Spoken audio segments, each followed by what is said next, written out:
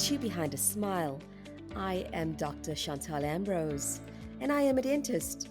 I host a healthcare business podcast where I interview healthcare practitioners around the world, sharing tips on how to improve your healthcare practice, innovate, and grow while living your best life. We share products and information from healthcare partners that can help you in your practice journey, be it a startup, a family-based business, or a multidisciplinary healthcare team. Most of the information provided here is based on personal experience and opinions. So please supplement what you learn here with approved research studies and professional advice. Thank you to everyone who has subscribed, and I invite you to join our community if you haven't. We would love to hear from you. If you would like to be on the show, drop me a mail at behindasmile2@gmail.com. Let's make it happen together. It's Chantal once again, and I want to introduce to you guys an oral hygienist, Miss Chrismarie Barnardt, and she is the founder of the Kindbrush. Now, if you haven't heard about Kindbrush, we're going to be talking about some of the most inspiring dental products, and she is kicking off the season of inspiring dental products with her amazing lineup of. There are Bite and Brush tablets that comes in a glass bottle because she's caring for the planet. We have Floss in a glass bottle that is also caring for the planet. We have Kind Lips. We have bamboo brushes for children. We have bamboo brushes for adults. And we're going to be hearing if there's anything else in the production line. So Chrismarie grew up in a small town in the Free State, qualified as an oral hygienist from the University of Pretoria. She is a nature lover, and she's deeply concerned about the negative impact of plastic pollution. And she realized that oral hygiene products are part of the problem. And so in May 2020, during COVID-19 pandemic, she got retrenched. And that was the catalyst to this amazing idea that has come to fruition. So I really want to talk a little bit about all of the products, as well as think about what really do we take as a part in reducing our plastic footprint on this planet, and how can we do more? And welcome, Chrismarie. Thank you. Hello, Dr. So tell us a little bit about yourself. How did you get to enter oral hygiene? I was 17, 18. I had to make a decision on what I want to study, and I really didn't know what I want to do. I applied to a few different universities for a few different courses, and then I read an article saying that oral hygiene is one of the fastest growing professions. Well, that was now in America.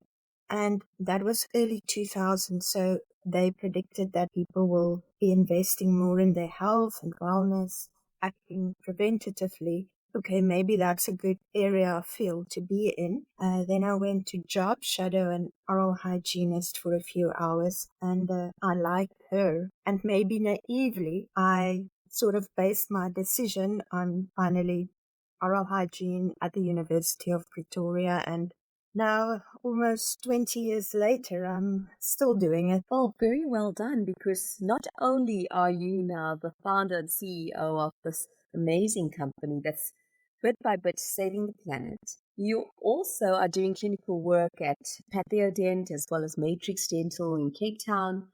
So we've spoken a little bit in the introduction about the fact that you were retrenched during COVID-19.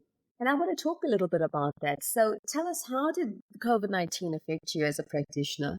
Tell us a little bit about that journey.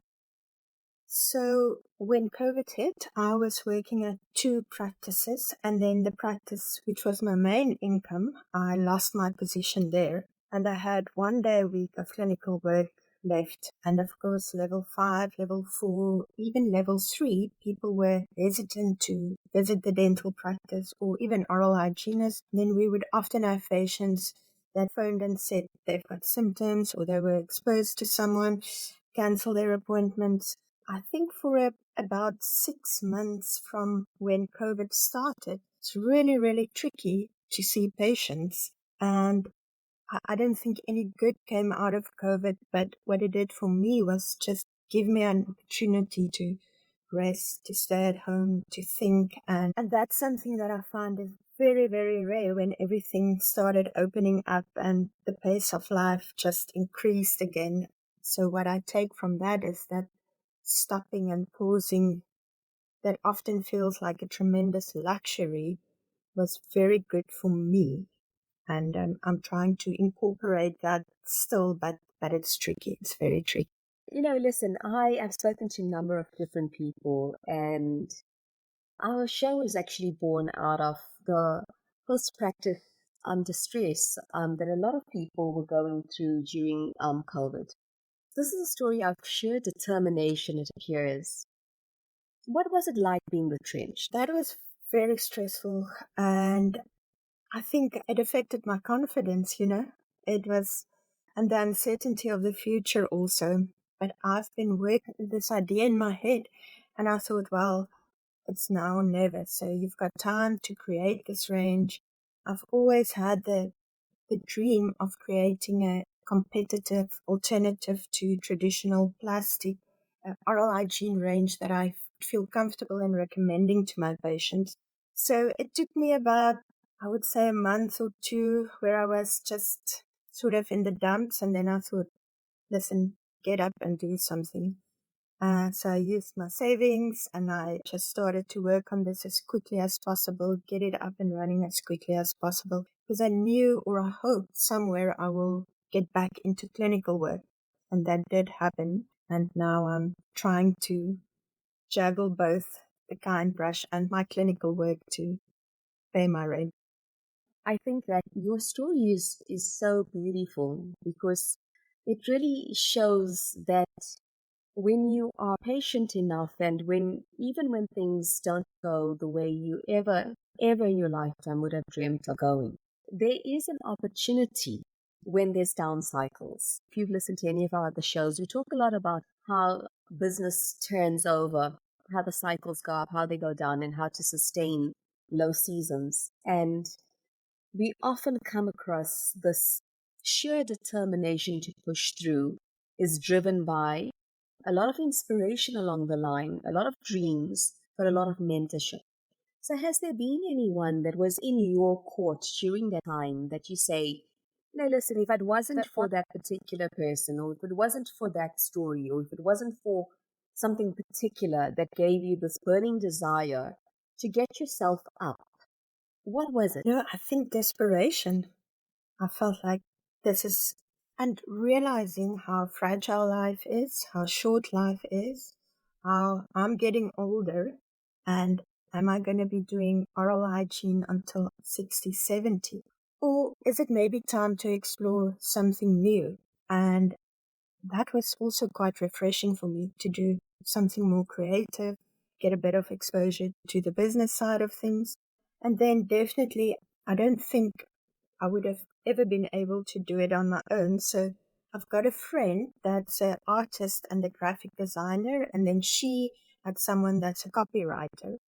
And the three of us got together when I told her, listen, this is my plan, this is what I want to do. And she said, let's do it. So we sort of started working on the brand identity, exactly what the brand should stand for. And that was a very, very exciting time. And at that time, I thought, this is the difficult part. And then someone said to me, listen, this is the fun part. Until you've got a product and you actually need to sell it, then the hard work starts. And I thought, oh my goodness, how am I going to do that? But what I also realized is that I just need to take every single step one day at a time, because otherwise you're going to be completely overwhelmed. You're going to be completely paralyzed. And I think I had to make peace with the fact that nothing works out the way you want it, so to constantly pivot, solve problems, be creative, and not let that make me feel like it's the end of the world or the end of the Kindbrush. So just to continue persevering, pushing through. But yes, I think the designer played a huge part in the look and the feel, because I know nothing about that. But the fact that we could sit together and work on this every day, just work on it for months. That was fantastic. Look at the different colors, look at the different options, look at the different logos. What are we trying to communicate? And then at the end, we got to 3 points. So the one was preventative oral hygiene, maintaining health rather than treating disease, inspiring bite-sized changes to care for the environment, and kindness, something that think we need now more than ever. So that was sort of the basis that we tried to work around. Now, how did it all come together? So was this a product that you always thought about maybe when you were in clinical practice? Where did it actually come from? So initially, the first thought I had about it was when I read an article in the National Geographic magazine that said every single toothbrush you've ever owned still exists today. And that I couldn't understand because I knew nothing about plastic, wasn't educated about that. But then I realized that plastic never goes away. It just breaks down into smaller and smaller pieces called microplastics. And I was recommending a plastic toothbrush for my patients. After I see them for a cleaning, I tell them to get a new toothbrush and change it every 3 months. And then I moved to Sea Point and I would go for walks on the promenade and then go onto the beach and just see, my goodness, amounts of plastic being washed up on the ocean. And oftentimes toothbrushes, toothpaste tubes, interdental brushes, plastic. I remember one particular patient, I saw a kiddie patient, and we had free toothbrushes that we gave out, and I gave this girl a toothbrush. She and her mom left, they went and paid, and then she came back to me and she told me her mom says she's not allowed to take this plastic toothbrush. And I was sort of taken aback by that. But from there, the penny dropped that we should start refusing plastic. And then I wanted to get a eco-friendly alternative, and I think bamboo is a fantastic material for a toothbrush. It grows 1 meter per day, it doesn't need pesticides or fertilizer, and within 6 months it's disintegrated if you throw it in the compost. So I started looking for bamboo toothbrushes in South Africa, but I couldn't find one that I like. The head was often too big, or the bristles too hard, or would leave it on my basin and it would get moldy. So that's where the idea of the standing toothbrush came from, and one with a small head and soft bristles that I would feel comfortable in recommending to my patients. But then you've only got the toothbrush. Now you need to look at the floss and the toothpaste. So there wasn't, and I don't think at the moment there's any other range that doesn't have any other plastic products and offers a full range of oral care products, including the electric brush head for the Philips Sonicare brush, and I've also got a bamboo head, the Kindbrush, for that. So that is how it started. That's amazing. That it really is amazing. I think so many of us think that, listen, there's nothing we can do. When there's somebody like you that in your lowest, darkest moment, you're saying, no, but I can do something about it and I will do something about that. Well done to you. And I'm wanting to know, from the time that you got the dream, how long did you get to the actual product? Can you share a little bit of that journey with us? So, like I said, to be honest with you, I actually haven't been on this zero waste, less buying journey for a long time. It maybe came to me in 2018 when I realized this huge problem we've got when I saw the plastic on the beach. But before that, I was also actively taking part in this frenzy of consumerism and throwaway culture. The initial time when I started working on the product was from, say, June, July 2020, and then the website went live in November 2020 with the toothbrush and the floss. The formulation of the bite and brush toothpaste tablets took about 2 years because that was very, very tricky, and I wanted to make it locally. So first buying a manual tablet press machine, and then realizing it's quite tricky to make tablets, and then it must be as close as possible to toothpaste when people use it. So getting that process right of it not disintegrating when I courier it, but dissolving very quickly when patients bite, so that it doesn't feel like biting a panado or a discipline. So you want it to, people must bite, chew 1 or 2 times, and then it must dissolve immediately. You wet your toothbrush and you brush. But again, with that, it was a lot of iterations on how to get that right, how to get the taste right. So that Tell us a little bit now. I'm imagining that you have somebody on board to actually check your formulations, and do you work as a team, and where do you manufacture? Give us a little bit of an idea of yeah. how you actually can draw it out in your mind and then get it out. Well, I found that patients are trying to move away from toothpaste that contains fluorous, sodium lauryl sulfate, and then they opt for a more natural toothpaste. But it was as if I've seen this patient for years. Now suddenly they've got more plaque buildup, they've got a gingivitis. So I found that the natural toothpaste wasn't always as effective at maintaining oral health. But again, I wanted to respect the patient's decision to use products that move away from chemicals, because I remember when I started, we didn't really take these patients seriously. It would often be times patients would come in with severe smoking stains, but then they didn't want any fluoride. So it was a bit of a controversial topic. But now I'm seeing so many patients with autoimmune diseases, young patients with cancer, and then they're really trying to change their lifestyle completely. And I wanted to respect that. I always used to recommend hydroxyapatite toothpaste. So when I created the Kindbrush range, I knew I wanted hydroxyapatite as the main ingredient, together with xylitol and zinc citrate. I think hydroxyapatite is an incredible ingredient.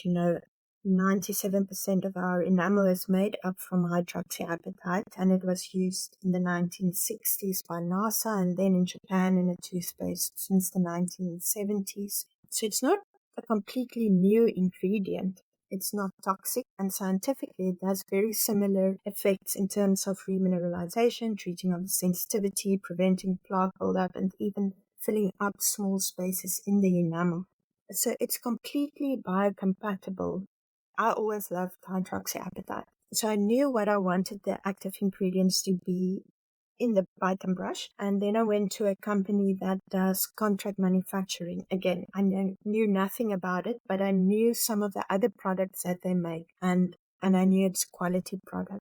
So I asked them to help me with the formulation, get the raw materials, but then we had to find a company that would assist us with the pressing of the tablets, because, my quantities are quite small, and to set up the production of the tablets, you're competing with big pharmaceutical companies, and I didn't have the capital to buy enough raw materials, and then you need to buy bottles and labels, and then you need to pay for the pressing of the tablets. Then you must make sure that it sells and that it doesn't expire. So the challenge was working with someone that would, not laugh at me for the small amount of quantities that I could produce. But it actually went very well. And it is also difficult to gauge the market with a new product like this.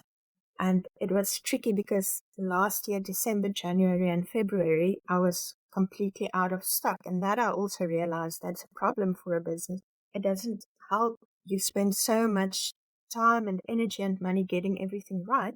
And then when people finally want to buy the product, you don't have enough stock. So I must say the public is responding very well to this. And I think people are becoming more and more aware, which is wonderful, of just about their own health and then also the environment. And we know in the dental field, our small changes, say something like flossing, can make a big impact. And I'm just hoping that more people will learn that our collective efforts does matter.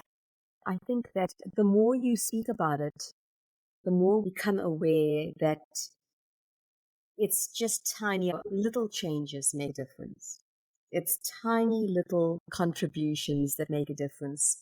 And so just even if one single toothbrush, if you're able to purchase that and use it for 3 months and use that as compost, you're not even going to be putting it into a landfill.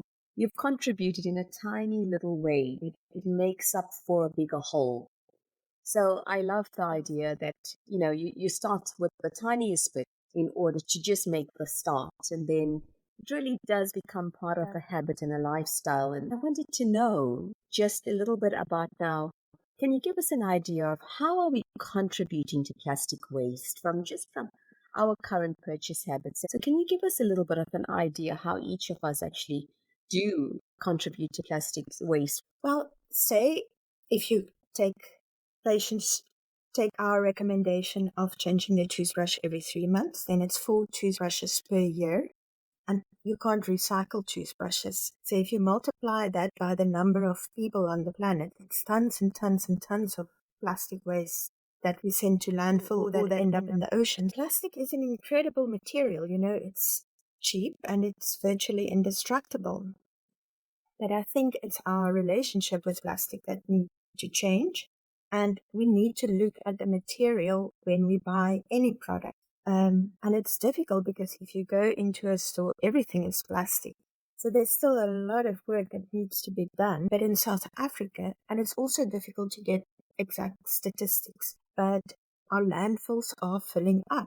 The main towns in South Africa, the landfills have reached capacity, and it's estimated that by 2030, we won't have clean drinking water in our rivers because people live near these landfills, or there's toxins, the plastic ends up in the water releasing toxins.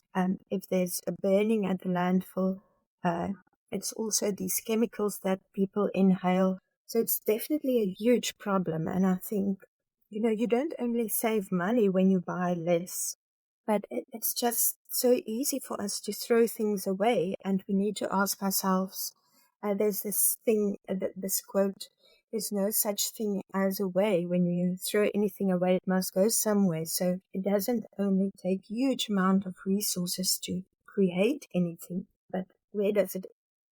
I would just appreciate that you've been able to give us a little bit of something to think about, and just again being a change agent from your perspective is something that is really inspiring. So, the perception, Chrismarie, is that to eat healthy is more expensive. To eat or think about plastic waste, it's more expensive because people are averse. We are under great economic pressure. We have a lot of challenges in South Africa that even amongst the most motivated households, they have to look at their cost perspective. Now, what we would like to know is what do you say to those people that say, listen, to think about plastic alternatives is just too expensive for me? And what can you give us in terms of the advice of the price point for your products? You're absolutely right. I completely agree with you. And I felt the same way, to live healthy or to live plastic free always felt more expensive to me. And that's one thing that I didn't want to do. So I'm trying as much as possible to keep the price point competitive with plastic products. So the adult Kindbrush retails for 89 Rand, the floss also, and the bite brush. So if you compare that to the higher end plastic products, I think that we as dental professionals usually recommend to our patients. I feel it is a competitive alternative. And then, just small changes that we can make in the surgery as well. If you look at those cups that we let our patients rinse with, we can buy paper cups instead of the plastic ones, and it costs the same. Or the earbuds, instead of plastic earbuds, rather going for paper earbuds, and that's also the same. So I agree, there's definitely some products that are more pricey. You can also try and find competitive alternatives here and there. Now, I really respect the idea that, from what I can hear, and please correct me if I'm wrong, because I could be, you found your product, you've created your product, and you're currently are you using only South African manufacturers and providers for bamboo? So bamboo isn't grown commercially in South Africa. So the bamboo and the floss are imported, and then the toothpaste tablet is manufactured here, bottled, labeled, everything here. The design was done here, the packaging is done here. So whatever I can get in South Africa, I try to get. But that's also challenging because, like I said, the minimum order quantities with everything is much more, price is much more, and then people aren't always willing to pay more. But I love our country, and as much as possible, I want to support our economy to create as many. And the lip balm, that's also part of the range, I actually make myself. So that's also made here. So 50% of the range is manufactured in South Africa. That is mind-blowing to me, because when you do think about costs and you think about our manufacturing process, even with the individuals that are able to afford more, you'll find that they choose cheaper products and cheaper manufacturing processes simply because then bulk becomes possible. And it looks as though you're still able to put a lot of who you are in the product. So I want to share a little bit with our listeners that Chrismarie was kind enough to send me a little bit of what she has to offer. It says, healthy teeth, happy planet. You have a lovely smile, tells you that it's bamboo in the box. Even in the box, there's nothing plastic in. Sometimes it's so ironic. I get to review products from time to time, and I'll get something that is meant to be very eco-friendly, but then it has a plastic packet that is just keeping it from moving around in the packaging. And it's counterproductive to the actual aim of the whole product. But I often do get it, and I'm lucky enough that we do a lot of reviews for a lot of dental products, and I just love the fact that you've put in such a lot of thought into not only the brand, but the way you've done your packaging is really very easy to use. You get sometimes great brushes and they just lie on your sink, and you just, you do get mold on them. And the fact that you can actually just lean your brush up makes it so ergonomic and just so useful. So it's such a well thought out product. And you're still able to support South African products and people here in order to also contribute to the bigger whole of the economy. We haven't spoken about your Kind Lips, and I'd love to hear a little bit more about how you came about with Kind Lip. But before I do, I must talk about your floss. To allow a person, or to actually convince a person who's not a flosser to floss, is an uphill battle. And, they're almost in disbelief because, if you have a toothpick, why use floss? It's often, where somebody's dental education lies, especially if they've never used floss before. And then you go, you may get to a point where you actually go to the supermarket aisle, and then you realize that floss is really expensive. And when you're looking for floss, there's a whole range of different flosses. But you never think what's going to happen to this in the end of it. And it's an absolute necessity. People say you only floss the teeth you want to keep. And here we are pushing this floss, pushing this plastic, but you never think about where is the end result, really. So to have something that's thoughtful in that process and to offer it with a refill. So there's a refill option and you're keeping the glass bottle. So it really does solve the sustainability of the product. Is actually really well thought of. I commend you on it tremendously, and everyone that was involved in the making of your product. And then with these phenomenal bite and brush tablets, it's such a nuance to be able to take a tablet and bite into it. We've been using disclosing tablets for a while, but we never really would consider that you could use a single equivalent of what you would as a toothpaste. Now, I forgot to ask you, for those people that now are fluoride sensitive, how do you solve that problem? Firstly, most of toothpaste is, if you look at any toothpaste tube, it's aqua. So it's basically water. 70% of toothpaste is water. So if you just remove the water, you take the dry ingredients and then you can compress it into a tablet, and then there's no need for the plastic tube. Bite and Brush is completely 100% natural, vegan friendly. So that's why I put in the hydroxyapatite together with xylitol to prevent the plaque buildup and help with the remineralization. There's 2 types of hydroxyapatite. Then you get micro and nano. So I opted for the micro because nano is also synthetic. And then there's a smaller type of micro hydroxyapatite in that will seal the dental tubules for sensitive patients. So it does cover all the areas, because a lot of the patients, well, mostly if you look at what patients want, I also wanted, I know in our daily life, You want it all in one. So it does have something, the zinc citrate in for fresh bread. It does prevent the plaque buildup and give that long mouth feeling. Immediately, if you've got less plaque buildup, then the gums are obviously healthier, less recession, that type of thing. So I wanted to make it a all-in-one toothpaste that doesn't only treat sensitivity or prevent plaque buildup or good for the gums, but a all-in-one comprehensive fluoride-free alternative. I would love to hear a little bit before we close the show on your Kind Lips. So tell us a little bit about what your Kind Lips has in it. So that was quite easy to make. So initially, when I opened with a website in November 2020, that was also part of the product range with a nice travel bag, just to make everything a bit more exciting than just the brush and the floss. So it's also 100% natural. I make it myself in small batches, and it contains soya wax, avocado butter, coconut oil, vitamin E oil, and then it's just got a very light mandarin scent to it.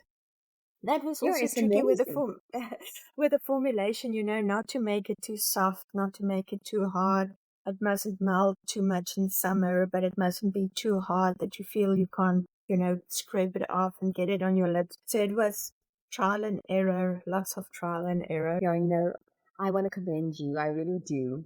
But I think that before we end the show, you have to let us know. I'm a recycling freak. I've been encouraging every single person that I know to try to save the planet in one way or the other. And it's really an honor and a privilege to speak to people who have done something about it. So I feel very grateful for you making the time to have a little bit of time with us and share a bit of your amazing line. Is there anything else that we are needing to look out for in the near future? Or are you able to let us know about that? So I would love to actually have a kiddie Python brush. And I don't think it would be so difficult to do because I've been through the painful process of creating this now. And I actually just want to keep the formulation the same and change the flavor. So hopefully in the near future, I will be able to do that. That would be my next step. Let's see. Yeah, listen, I want to encourage every one of our listeners to just go and look us up. Go to your website. Where can they get hold of you? Where can they get hold of these amazing products? Yeah. So I've got a website called www.thekindbrush.com, and my email address is smile@thekindbrush.com, but it's also available on Take a Lot and Faithful to Nature, small independent retail stores, health shops. Ivoden also does offer products to the dental professions with display units. So hopefully I can increase the footprint a little bit, but people are more than welcome to contact me directly and I'll try and respond as soon as I can. I really think that you're doing your bit on the planet, and congratulate you for still being able to do some clinical work. And I encourage everyone to go and have a look and see. From open disclosure, it's really important to mention that although I love these products, I'm not getting any percentage of sales or anything like that. Today really is about education. It's about education of people who have put their foot forward to make a difference on the planet with great products. And you are one of them. So congratulations and thank you.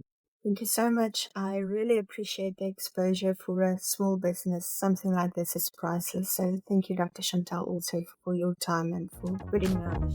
So Ivoclar and Avident are proudly hosting the inaugural Africa Dental Symposium in Cape Town on the 22nd of March, Friday, and Saturday, the 23rd of March 2024 at Century City Conference Center. So presenting at the symposium will be a team of world-renowned dentists and dental technicians. You will get to interact with Ivoclar's business partners from 16 different countries throughout Africa, as well as visit exhibitors showcasing high-quality dental products and catch up with colleagues during 2 social events, a Friday cocktail party as well as a Saturday dinner, all inclusive of the price of $7,900. This event has already been applied for 10 CBD points. It's really not an event to be missed. And if you want to go and book, I encourage you to go to www.ivodent.africa. Have you ever wished you could be rubbing shoulders with the best just to get through your worst? Never get the promotion and exceed the requirements. Join us to hear about strategies to build your brand, diversify your business, pursue your career passions with job crafting, and self care for healthcare practitioners. Hear about great products that can help you to get to where you always wanted to be. So remember, you are heard and you are seen, and on this platform, you are absolutely invited. Let's make it happen together.